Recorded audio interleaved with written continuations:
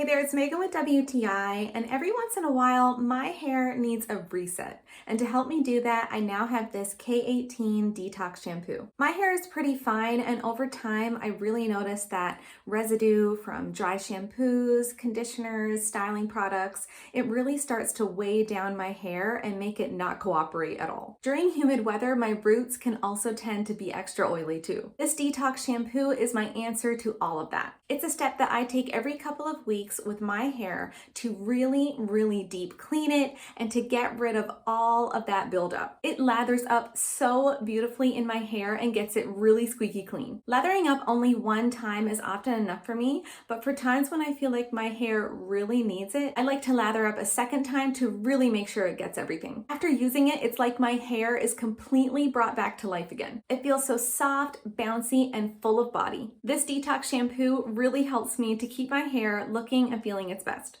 And that's my point of view.